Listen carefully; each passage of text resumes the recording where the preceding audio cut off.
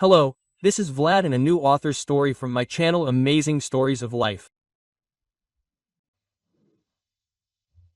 Did you call me? I brought your favorite coffee. Masha entered her husband's office, handing him a mug, but immediately froze, noticing the strange grin on his face, which seemed to scream that nothing good should be expected. Did something happen to us? Some problems in the company? Igor only nodded slightly, after which he headed to the central hall, walking around his wife. Masha was perplexed, but she followed him, expecting him to tell her what had happened at any moment. Instead, he stopped, turned sharply to her and said to the whole office, "You're fired. A new employee will take your place starting tomorrow." Quote. Masha went dumbfounded. She looked at her husband in shock, not understanding how this could be. A tense silence instantly fell in the office. No one dared to break it. "What do you mean fired? Have you forgotten? I am your wife. And haven't you forgotten that I am your boss, and that I am the one who decides who will work in this company and who won't? I decided that there is no place for you here. You are no longer performing your duties as well. Yes, and you need to be able to give way to younger specialists. And it doesn't matter that we raised this company together. I worked days and nights so that you could now sit in this management position. I gave you up because you are my husband, and you just decided to fire me. Do you even understand how low that is on your part?" At that moment, the secretary approached Igor. Violetta leaned over and muttered something in his ear. Something that Masha could not hear at all, and then turned her gaze to his wife and smiled mysteriously. "The music didn't play for long," Igor answered, shrugging his shoulders. Maria felt how everything inside her began to boil. Tears appeared in her eyes. Not intending to endure such public humiliation any longer, she turned around abruptly and headed towards the exit. She didn't want to stay here any longer. She didn't want to feel dozens of condemning glances. As she left, Masha noticed how the smile on Violetta's face grew wider. She had long suspected that her husband was cheating on her with this scoundrel. But there was no proof. And no one would have believed that he was capable of cheating right in the same office where his wife worked.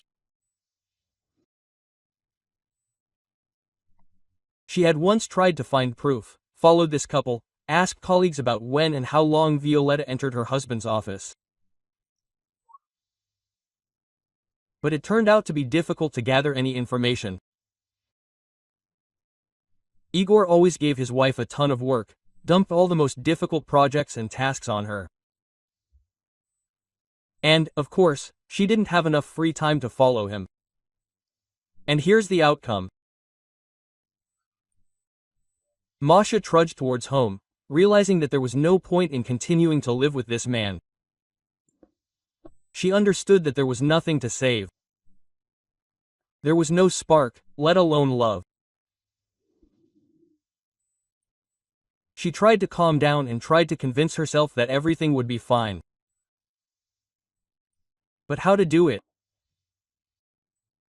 Suddenly she remembered how once, thanks to her, the company got back on its feet. Masha worked like a workhorse, refused days off, breaks, took on a lot of responsibility. She was ready to do a lot, just to glorify the company and take it to a new level. And she did it. She was able to attract new clients, investors. She achieved incredible success, while her husband only talked about how such a small company could not be saved, that it was hopeless and promising.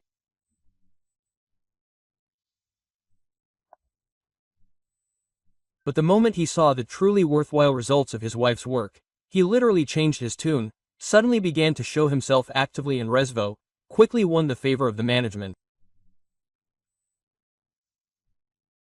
As a result, he was promoted, and Masha became his deputy. She was not against his promotion at that time. On the contrary, she was even glad that her husband had finally caught fire with the business, started to show activity, taken interest in the real affairs of the company, and stopped whining all the time. Who would have known where this would lead? Masha was sinking deeper and deeper into her thoughts, not noticing anything around her. Their thoughts were occupied not only with her husband, but also with little Vidya, who was waiting to be taken from the orphanage. Several months ago, she seriously thought about adopting a child. No matter how much she tried to become a mother, it never worked.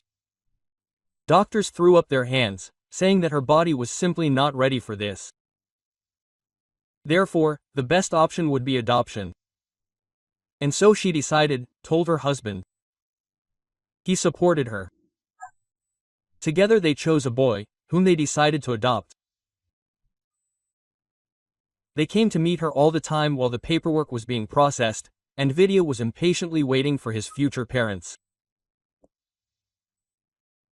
But now she was the only one left for him. It turned out to be not so easy to process all the necessary paperwork for the baby.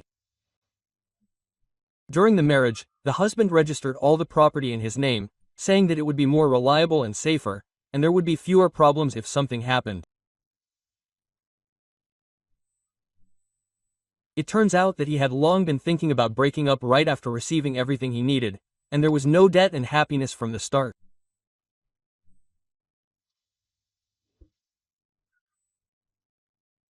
In a completely upset state, realizing that her future had crumbled into small pieces in an instant, thinking about divorce and how to take the child, Masha was crossing the road. Suddenly, a loud horn and the whistle of brakes were heard. She cringed, unable to force herself to take even a step from the spot. A car stopped a few centimeters from her, from which a man immediately flew out and began to shout, "What the hell are you doing here? Are you trying to make money off of me? Do you even see that the light is red for you? You can't cross the road now." Quote. Masha opened her eyes in fear and looked at the traffic light. Indeed, it was red. How could she not notice it? Looking at the driver, she wanted to apologize, but she couldn't get the words out. "Why are you looking at me like that? Do you think it's okay to do such setups? My God, there are so many of you lately. You should go to work if you need money. You'll still get hit someday." And only at that moment did the man notice her red eyes and the tears rolling down her. He hesitated for a second. Then, sighing heavily, he asked, "Okay, I couldn't help myself. Looks like you're having a hard day. Did something happen?" Masha shook her head. The last thing she needed was discussing her problems with some stranger. Maybe I should let her down? Otherwise, with your attentiveness and caution, you won't make it home today. No, no need, thank you. You've already wasted your time on me. She turned around and was about to walk on, when suddenly the stranger barely touched her arm. "I still insist. By the way, my name is Stepan, and yours?" Quote, "Maria," she answered involuntarily and immediately became embarrassed. "So we met. Let me give you a ride." Reluctantly. She still agreed, got into the car and was immediately taken aback, noticing 4 children in the cabin. Seeing her surprised look, Stepan hastened to explain, "These are my rascals, Masha, Grisha, Kostya and Kolya. We were left alone after Mom passed away 2 years ago. She was a wonderful woman, but her last birth turned out to be disastrous for her. It hurt for a long time, and then the man stopped short. It was obvious that it was difficult for him to talk about this topic. And Masha did not insist. She changed the subject. Where do you work? It must be difficult to combine caring for children and work. Stepan smiled and confidently said, "Nothing complicated, we have a very close-knit family. The older ones help with the younger ones. Well, I work wherever I can, as a taxi driver, a courier, even as a husband for an hour." He opened the glove compartment and took out his business card. It had his name, phone number and signature. "I will do any work in your house." Masha smiled, without understanding why. "You are so great. What can I do? I am responsible. And I want to give them the best. How can I do that without money?" Masha glanced at the children, who were not participating in the conversation. They were discussing something of their own. The youngest was sleeping. It seemed that their car was a small house, in which their own family idol reigned. "Where do you work? Do you have children?" Stepan asked, deciding to keep the conversation going. And then Masha's expression changed. She looked down. "No, we haven't given them children yet, but I am planning to take a boy from an orphanage.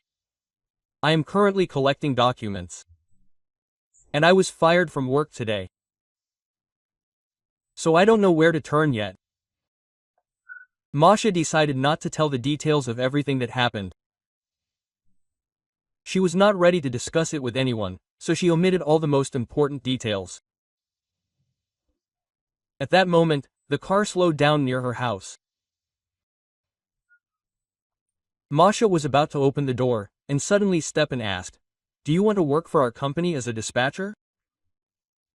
Take calls and process orders. The work, it seems to me, is not difficult, and the salary, well, on average, it's not bad. Anything is better than nothing. Well, and then, when you find another place, you can leave if you don't like it. What do you think?" Quote. Masha was silent, not understanding whether she could cope with such a job. After all, she had never done anything like this in her entire life. And after being deputy director in a large company, she should become a dispatcher. "If you agree, I'll put in a good word for you. It seems to me that you can start tomorrow. And we get paid every day. And if something is not clear, I will definitely help." Stepan smiled radiantly, and at that moment Masha gave in. "Yes, you're probably right. It's better than nothing. And where should I come?" He took out another business card and quickly wrote down the company's address. Masha, thanking him, left the cars. Stepan left, and she still couldn't bring herself to go into the house, which now felt like a completely alien place, where she was not welcome at all. And suddenly Maria realized that she had nowhere to live now. She didn't want to stay in this house, didn't want to cross paths with her practically ex-husband. But there was nowhere else to go. After thinking for a few minutes, she came to the conclusion that the only option was her mother's house, where she had once sworn never to return. "Masha, are you even out of your mind? How could you just ruin a marriage like that? How could you not save it? Do you even understand? Your direct responsibility is to keep the home fires burning, and not to destroy it to smithereens. Can you even imagine what your neighbors and relatives will say now? If you just up and get divorced." Olga Ignatyevna was a rather categorical and despotic woman. She raised her daughter to be strict, instilling in her family values from an early age taught how to be a good wife, how to cook, clean, wash, iron and look after her husband so that he would never leave.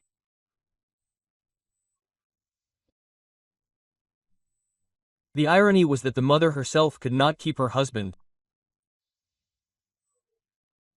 He left immediately after Masha was born and never showed up again. This made all of Mom's advice seem somewhat absurd. What was I supposed to do? Do you even understand that Igor is cheating on me? And he also fired me from our company. From my company, in which I invested the best years of my life. By doing this in front of everyone, he humiliated me, insulted me. And you think that you can just turn a blind eye to this and continue to maintain a relationship? Mom, who do you take me for? No, I'm not like that. I still have some dignity left. Masha, you can't just ruin a family like that. You are a woman and you must do everything to save it. Isn't it clear? And I already explained it to you. I will not save anything. Masha sighed heavily. She knew that's exactly how it would turn out. Nothing useful would come out of this conversation. Oh, you're stupid. Family is happiness. And in general, you should be grateful that your husband is calm, doesn't beat you and doesn't interfere with anyone's life. Now you'll be sitting alone for the rest of your life without a husband and children. Why? I'm planning to take a child from an orphanage. I'll raise him, the daughter objected. And at that moment the mother's eyes became even angrier. Are you planning to raise a child alone? Are you completely crazy or something? Or have you already forgotten how difficult it was to raise you alone? Yes, I worked day and night to give you at least some kind of future, which you are now destroying with your own hands. I've already decided everything, and as soon as the opportunity arises, I will take the child, and everything will be fine. The whole world did not converge on Igor. The child needs a father. No big deal. It will be much better than living without parents at all in an orphanage. Masha was not going to argue with her mother anymore. She just stood up abruptly and wanted to go to her room, when suddenly she heard a loud hum, which stopped after a couple of seconds. She looked at her mother in bewilderment, but did not have time to ask anything when she herself spoke. Our new neighbors are causing trouble day and night. They listen to music, so I can't hear the TV in my room. They shout, swear, sometimes break dishes, sort out their relationships right in front of all the neighbors. Horror, and not a family as dysfunctional as yours, it seems. Masha ignored the last phrase. She hoped that her mother was simply exaggerating, as always. But at 7 p.m., music turned on at full volume in the neighboring house, from which it seemed to vibrate the walls. After waiting for half an hour in the hope that the neighbors would calm down on their own, Maria got ready and went to them. She wanted to resolve everything peacefully. She rang the doorbell, then again. And only on the fifth they opened the door for her once. There was a grown man standing on the threshold, who looked at her angrily and asked rudely, "What do you want?" She was confused for a second, but then pulled herself together. "Could you turn the music down a bit? I'm your neighbor. It's impossible to be in your own house with such a noise level. I can't even hear myself think." Quote. "No," the man answered sharply and closed the door. Maria stood in complete shock for a few seconds. Then she rang the bell again. She wasn't going to leave it that easy. But they didn't open the door for her again. Waking up in the morning in a completely exhausted state after an almost sleepless night, Maria got ready and went to the office of the husband for an hour company. She was ready to run away anywhere. From her mother's constant lectures and crazy neighbors. The office was not very far away, so the journey took no more than half an hour. Masha entered the small building and immediately ran into Stepan. "Hi! Glad you decided to come. Let's go, I'll introduce you to our boss. I'm sure he'll like you." Quote. Masha was embarrassed, but she followed him anyway. Partly, she didn't want anyone to think that she was getting a job here because she knew someone. But on the other hand, in her situation, did it really matter? Especially since she was only planning to work there for a few weeks until she found a job in her specialty. The boss liked Maria and she started working that same day. The first few calls were scary to receive and process, but then everything went like clockwork. Masha quickly adapted, figured out the programs, and at some point it even seemed to her that she got special pleasure from communicating with clients.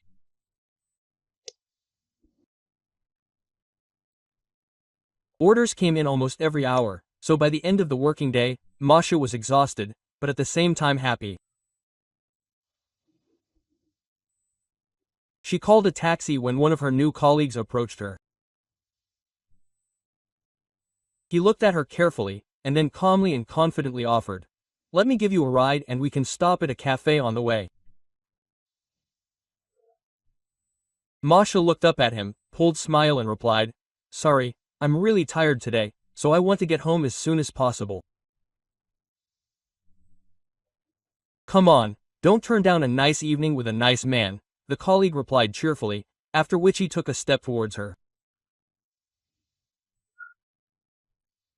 Masha stepped aside and now said even more confidently, "I'm going to go home, and I'm not looking for a relationship at the company. I came here to work, not to build a personal life." The man immediately recoiled, and then in an offended voice said, "It's too bad. You're acting like someone you don't know, and you'll end up alone." After these words, he got into his car without saying another word. She sighed. But was it possible to consider any kind of relationship at that moment, when she hadn't yet divorced her husband? When the wounds in her heart were still so fresh that they ached both day and night? No, she couldn't just close her eyes to everything and live for her own pleasure. She had no strength, and she didn't know if she would have any at all. The taxi arrived a few minutes later. On the way home, Masha thought about what her future would be like. And every time she thought about who she would be aging with, an unexpected image popped into her head. Stepan and his wonderful kids. He smiled, working or just telling her something. And she returned again and again to the thought that she could be happy with this man. She liked him right away, but Masha drove these thoughts away from herself time after time. Coming out of the house, she noticed Stepan's car. With bewilderment and slight confusion, she came closer and immediately ran into a smiling and friendly face. "What are you doing here? I thought you lived on the other side. But it turned out that you forgot your keys at work. Decided to drop them off. How would you have gotten home without them?" He handed her the bunch, and Masha accepted them with gratitude. "Oh, thank you very much. But I live with my mother now, so it wouldn't be difficult for me to get home. But it's very nice, really nice." At that moment, music started playing in the neighboring house. Masha shuddered, standing up, closing her eyes and realizing she wouldn't be able to rest tonight either. She felt incredibly irritated by everything that was happening. Stepan noticed it. "And you often have discos here in the evenings." "That's completely impossible. Every day, even with the windows closed, the house is simply shaking. So, it's worth talking to them so that they don't do that anymore." "Yes, I already talked, nothing came of it." Stepan nodded slightly, got out of the car and headed towards the neighbor's house, without saying a word to her. He didn't ring the doorbell, but went up to the window and confidently knocked on it. A few seconds later, that same big guy from yesterday appeared on the threshold. He looked angrily at the uninvited guest, saying something to him. Masha didn't hear anything. She didn't dare come closer. But Stepan was calm, listening attentively to the man, then grabbed him by the t-shirt and said something sharply, which made the neighbor seem to droop. He quickly nodded his head, and after he was released, he rushed into the house. A few seconds later, the music died down. Masha looked in surprise at Stepan, who was slowly returning. What did he tell him? That's it. The problem is solved. The man says that he and the guys won't make noise anymore. I should have told you earlier. You should have slept peacefully. Yes. It was somehow awkward. Thank you very much. Masha smiled. She saw so much warmth and tenderness in his eyes that his face unexpectedly blushed. Abruptly lowering her gaze, she quickly said, Sorry, it's a bit late. I need to go home. See you tomorrow? See you tomorrow. Sweet dreams. Masha quickly walked towards the house, feeling her face burning with embarrassment. She had no idea that she could fall in love so quickly, as if with a snap of a finger. And now she had absolutely no idea what to do next. Good morning, everyone. Do you have any work for today? Stepan entered the office, immediately smiling at Masha. Kind. Yes, an order came in not far from here. We need to hang a picture. The ceilings are 3.5 meters, so we need to take a stepladder with us. The order was marked as urgent, so it's best not to delay. As you say, boss. Stepan pretended to put his hand to his temple, pretending to salute. A smile appeared on Masha's face. She looked down at the computer and added, There's some rich guy's house there, it's surrounded by a fence and a security system, so don't open it yourself, ring the bell and introduce yourself. Okay, everything will be done in the best possible way. Is there anything else for today? So far only this order, but if something comes up, I'll call right away. How are you today? For the whole day until 5. Then she will need to go to kindergarten. Masha smiled. The mention of children made her feel warm, and at that moment her chest felt an unpleasant ache. With all these problems, she completely forgot about Vidya, whom she had so dreamed of taking from the orphanage. The boy was probably already yearning for meetings. She only thought about how to quickly solve everything that had piled up. I understand that it was impossible to delay any longer. Masha decided to go to the orphanage that same evening and talk to the director. She wanted to understand how to solve this problem and take the child to her place. Well, in the meantime, she worked, processed orders and monitored their implementation. Stepan drove up to the specified address. An impressive 3-story house greeted him with gray gates about 4 meters high. Having pressed the call button, he took a step back. A voice immediately came from the device. Who is it? Good afternoon.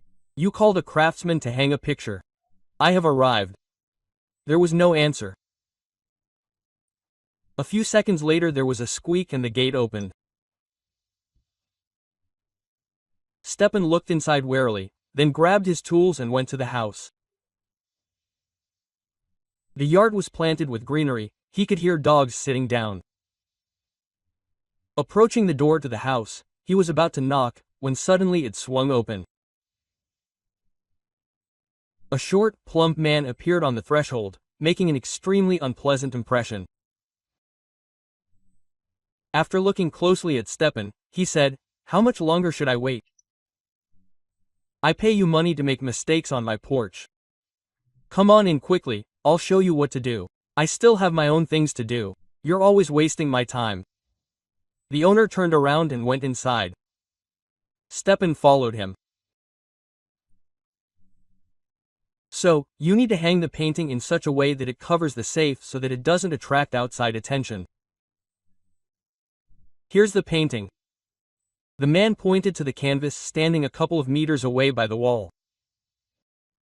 Stepan looked at the work front. The safe was quite low, so a stepladder was not needed.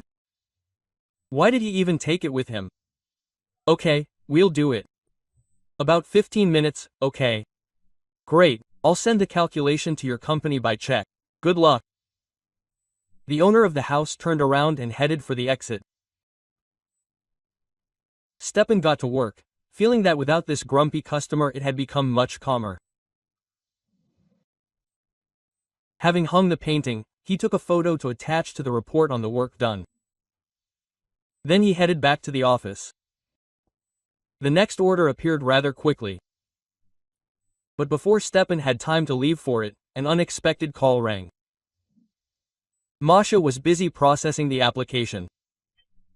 "Good afternoon, husband, for an hour, I'm listening," she said in a friendly manner, when suddenly they started yelling at her in response, so that she even had to move the phone away from her face. "You've all lost your fear there. Decided that you could just go and rob me like that. I came back, the painting was hanging. I decided to check if everything was okay with the safe, but it was empty. I won't just dry you out. I won't leave a wet spot of you if you don't bring my money right now." Masha turned her stunned gaze to Stepan, who, of course, heard all this screaming. She tried to calm down, not to panic ahead of time. "Listen, our company employs only professionals. This simply couldn't have happened. This is probably a misunderstanding. You'll tell the police about this. I'm writing a statement right now." After these words, the man hung up. Masha looked at Stepan, and before she could ask anything, he said, "I didn't do this. Don't even think about me. I have a head on my shoulders, 4 children. What are you talking about? I would never do something like that." Masha sighed. She herself didn't believe that Stepan could do something like that. But what to do now was completely unclear. Half an hour later, a policeman arrived, introduced himself, and then invited Stepan to go into a separate room to conduct an interview. He laid out everything that happened, how they met him, how the owner left, and how he did the job, and, having taken a photo, returned to the office. He reported that he did not stop anywhere. And there are cameras in front of the office that show that he came without money. "If necessary, inspect my car. You can check the cameras along my entire route. I did not stop anywhere. I do not understand at all how anyone can think such a thing about me. I believe you, but you understand me too. There is a statement, so I simply have to work it out. We will collect evidence, but if you really did nothing, then you have nothing to worry about." Stepan left after the interrogation in a very suspended state. He did not understand why it was necessary to slander him. What was the point? The policeman stopped near Maria. "And what will happen now? Will you arrest him? Will you interrogate him? He has 4 children. How will they be without a father?" Masha felt panic quickly rising in her throat. The policeman looked at her and calmly replied, "We won't be taking anyone into custody for now.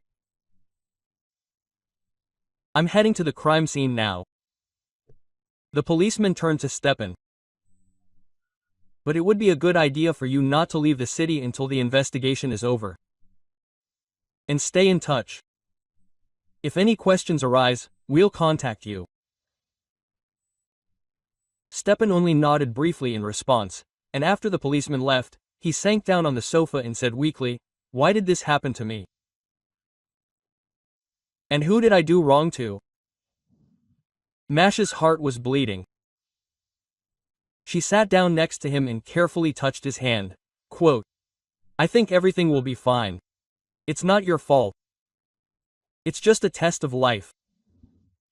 "Oh yeah, a test. What about the children? Do they really have to go through this test with me?" The man's voice trembled. Tears welled up in Maria's eyes. She tried not to think about how bad it could all end, but the thoughts kept coming into her head. "If something goes wrong, I'll look after your children." Stepan looked at her in surprise, and then suddenly leaned forward and hugged her. For a second, the woman was taken aback. Thank you very much. At least I'll be a little calmer knowing that the children are with you. After a few seconds of hesitation, Masha hugged him back. She felt a strange lightness. But I don't think it will come to that. Everything will be fine, Maria said quietly. The policeman returned to the scene. He walked into the hall, and at that moment the owner of the house said to him from behind, "Don't you have anything better to do? Drive back and forth a million times?" Quote, "I told you in plain English, he stole the money. Open a criminal case and give me a receipt that the money was stolen. How long are we going to put on this circus?" The policeman looked at him with bewilderment. "I'm doing everything that the law requires, and in order to open a case, you need to collect the hives. The necessary evidence of guilt. You can't just do it on your own. So please don't interfere." The policeman went to the safe and started taking fingerprints. Only after a few minutes it turned out that it would not be possible to obtain any information this way. All the walls were cleaned to perfect cleanliness. "Well, are you finally finished? Can I go back to work or are you going to keep walking around my house?" The owner asked irritably, looking at the policeman. "That's all for today. You can go back to your business. Goodbye." The man watched the policeman until he finally disappeared behind the door. And at the same time, another scene was unfolding in the Mushni Chaz company. "How you're firing me? I've worked here for so long, and not a single reprimand. And the police will prove that I'm not guilty. I didn't take anything. This is nonsense." Stepan stood in the manager's office, completely at a loss. After what happened, the director decided to fire him quietly and quickly, so as not to ruin the reputation of the small company. "Stepan, I understand everything, but you try to understand us too. We can't keep an employee who can be charged with a criminal case at any moment, who can be held accountable for robbery. Do you even realize how much this will hurt our image? I'm very sorry, but now we have to say goodbye. You can come back if all the problems are resolved." Stepan didn't answer. He turned around and walked quickly and confidently towards the office exit. He had no desire to linger there even for a few minutes. Masha, noticing his mood, rushed after him. "Stop, wait, what happened?" "Oh, they called me to say that they are not going to keep me here anymore and that I should leave in a good way."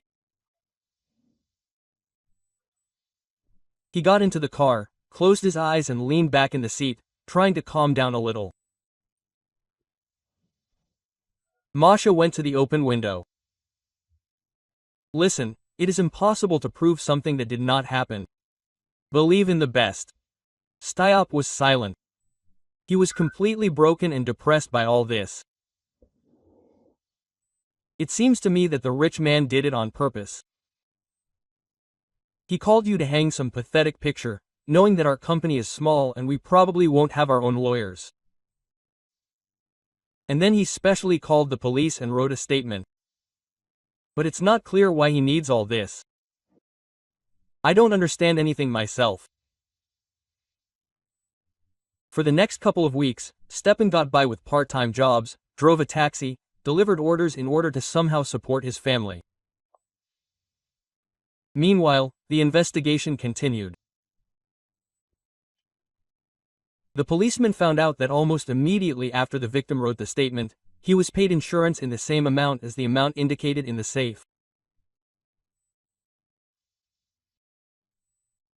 He began his own investigation, which decided not to notify anyone for now. "I hope this way I can get to the truth faster." Following the rich man's trail was not so easy. He turned out to be a master at covering them up, but over time, various points began to emerge that could be added to the case.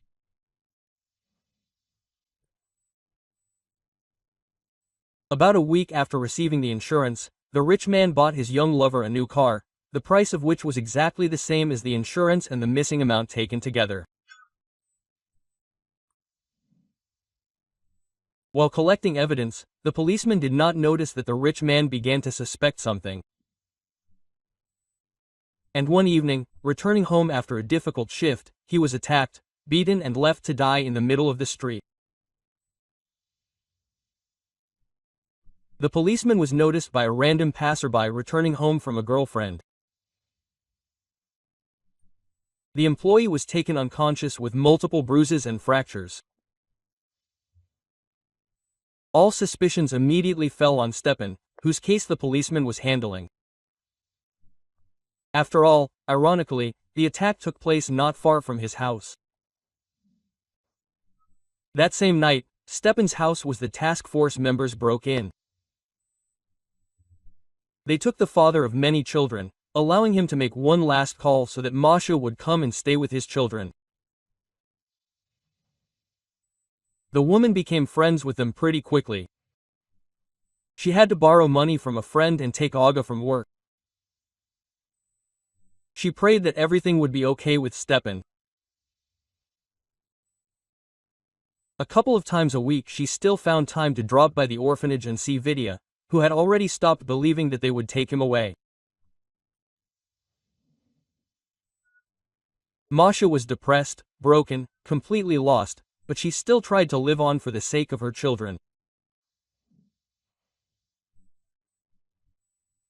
Returning home from the store, she met the same mistress of her husband, with whom the story of her end had once begun. She tried to pass by, pretending not to notice her. But Violetta suddenly stopped and called out, "Hi! I haven't seen you for so long. How are you? Did you find a job?" Strangely enough, there was not a drop of sarcasm in Igor's mistress's voice. She looked at Maria with interest.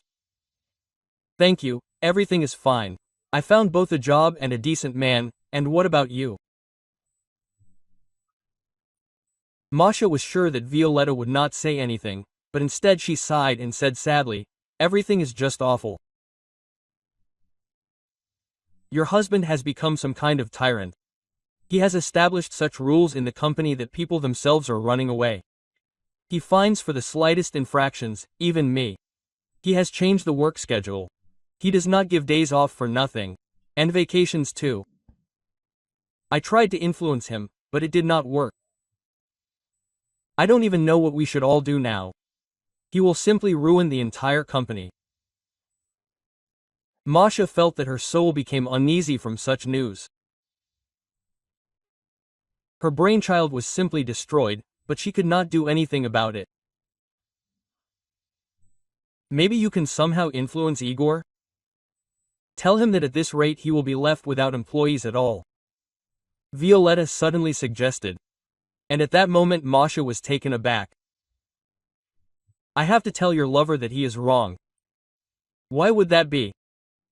"Well, you were so worried about the farm. You can't abandon it, it will fall apart. And that's not my problem. Good luck to you." Masha turned around and walked towards the house, not paying attention to the complete bewilderment of her husband's lover. The thought appeared in her head that she needed to somehow speed up the divorce. She didn't want to have anything to do with this man. Everything inside her was uncomfortably compressed by the realization that the company that she had led to success for so long could just die.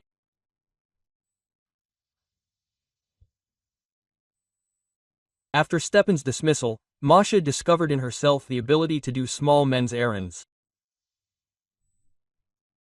She could hang a picture or gabardine, she could help with wallpapering or painting a wall or ceiling. She even had her first clients, with whom she continued to keep in touch even after completing her work.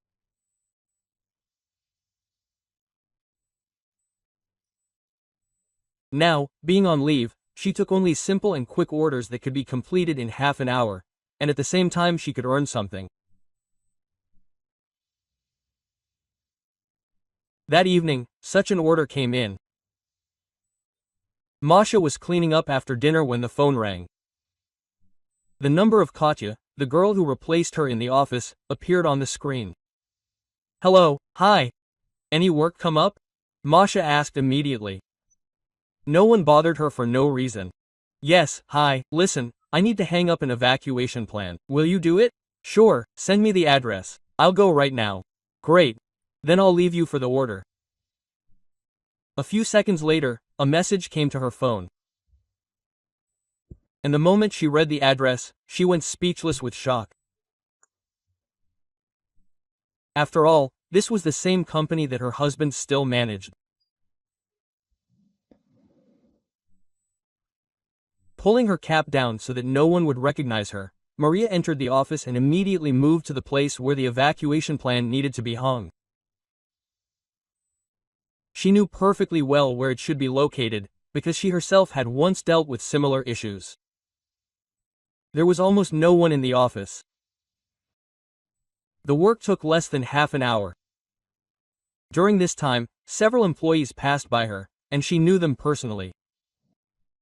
But no one recognized her. Realizing that there would be no other chance, she made her way into her husband's office and began frantically looking for at least something that could help her. Finally, she noticed papers that showed that most of the income did not go to the main office, but into Igor's pocket. That was enough. Having taken photos of everything she could find, Masha left the office and immediately ran into her husband. Igor recognized her. He looked stunned, completely not expecting that his wife could just up and show up like that. Quote, "What are you doing here?" the man asked irritably, looking at her. "Did you miss me or something? I knew that sooner or later you would come running." "Oh, no, I'm here on a much more interesting matter. Do you think the management will be happy when they find out that most of the income goes to you? How will they react? I don't think you'll get fired. So I advise you to find a good lawyer." Igor turned pale. He looked at the open door to his office and realized that Masha had found the documents that he had so carefully hidden from everyone. Closing his eyes and sighing, realizing that there was nothing to be done, he asked, "And what do you want in return?" "I can bring you back with a raise. You'll continue to do your own thing, and I'll do mine, and everyone will be happy. But we'll still have to get a divorce." "Oh no, my dear, I don't need this job, and I don't need your promotion. Instead, you'll pay bail for one person so that he can be released until the end of the investigation." "Who is this for? Are you hungry and drawn to criminals? What difference does it make to you? You pay the bail, I'll delete the incriminating evidence." Good, the husband answered dryly. For the most part, he didn't care who she was having affairs with. It was more important to stay clean. A couple of hours later, Stepan was released on bail. He wasn't told who exactly had posted the bail, but he knew perfectly well that only Masha could have done it. Right after he returned to her children, Maria sent her husband a message, "I'm filing for divorce." And then he blocked his number. Leaving Stepan with the children, Masha decided to visit the policeman in the hospital once again. She had already been to him during the week, but because of the need to constantly monitor the children, she had not been able to come often. She went into the ward and immediately ran into the doctor. How was he feeling? Had anything improved? The doctor shook his head. Nothing like that. Deep coma. At that moment, the ambulance doctor approached them. I felt sorry for him. He was a good man. Even before he got to the hospital, he kept muttering about his grandmother's house, about how he absolutely had to go there. What a poor guy. His grandma was all alone. She must be going crazy with grief after what happened. Masha was taken aback.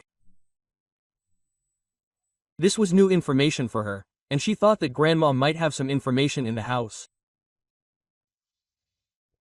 So, having carefully found out the address, she headed there. Caustic is a very good policeman. He always immersed himself in every case, helped everyone who needed it to the end. Granny followed Masha, who confidently walked into the policeman's room. I always told him, yes, choose a safe job. Nothing good will come of this. Quote. And then you trembled at the sound of Grandma's voice. Masha felt sorry for her, but she understood. Now they need to find the culprits and try to prove that Stepan was not involved in all this. Turning around, she asked, do you know what your grandson has been up to lately? Oh, he was helping some father of many children, collecting evidence that he was innocent. Here, you can see for yourself. Quote. Granny went to the table and took out a folder. Masha took it, opened it and was taken aback. Inside were several dozen photographs, some papers, receipts, from which it became clear that the rich man himself was interested in this whole scam and that Stepan did not take any money from him.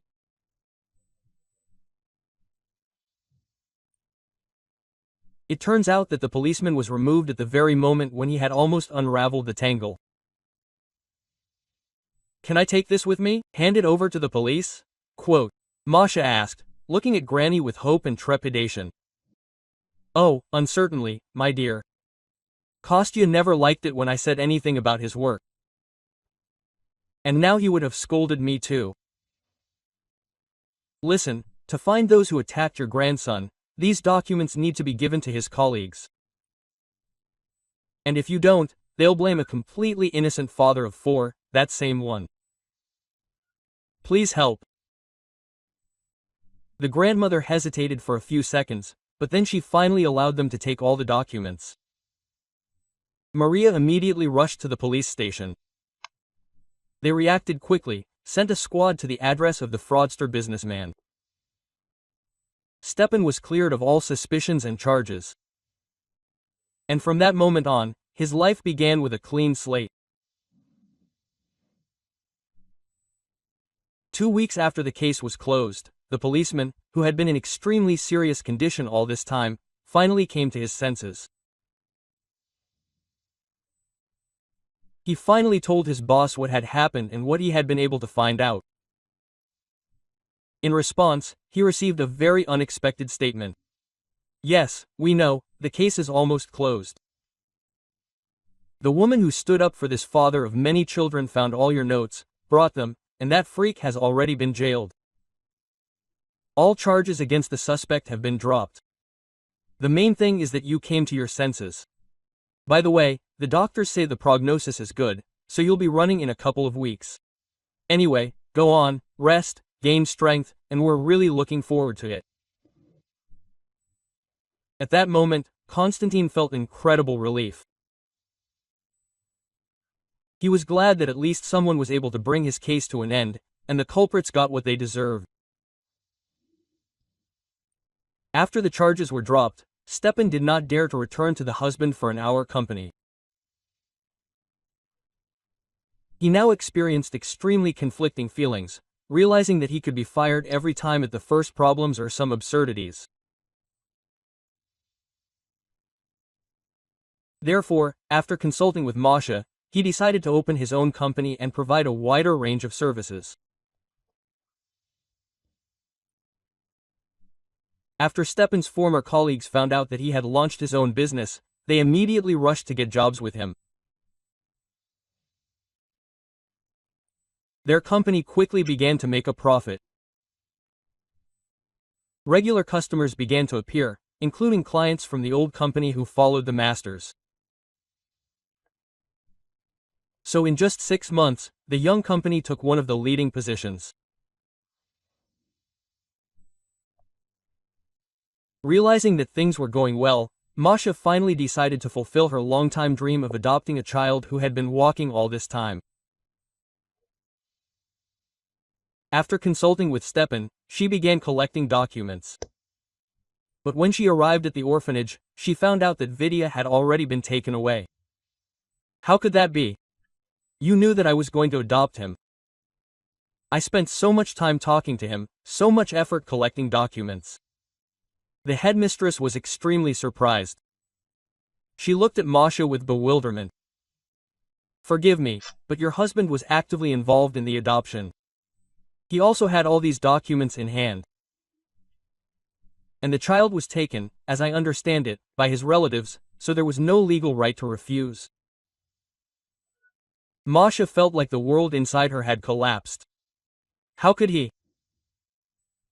Having dialed her ex's number, she really didn't expect him to answer, but he picked up the phone anyway.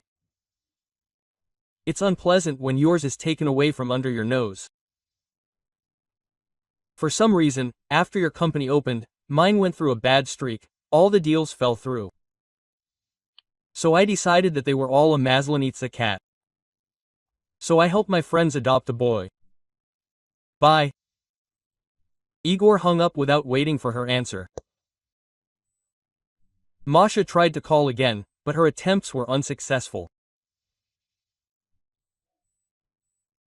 And for the next few weeks, she looked for a video, even hired a private detective, who quickly found the adoptive parents and found out that they were treating the child extremely badly.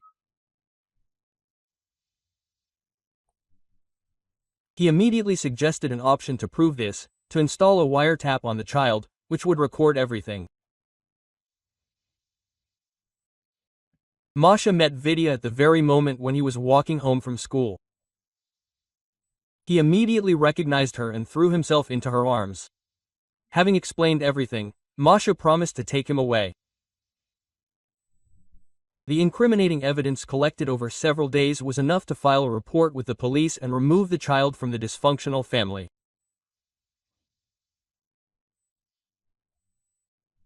Stepan proposed to Masha, which she could not refuse.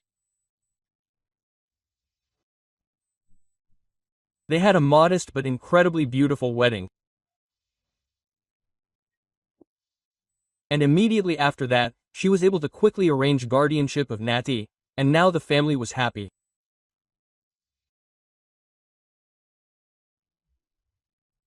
If you like the story, please support me with the thumbs up button. It's just one click for you, but it's very important to me. Thank you.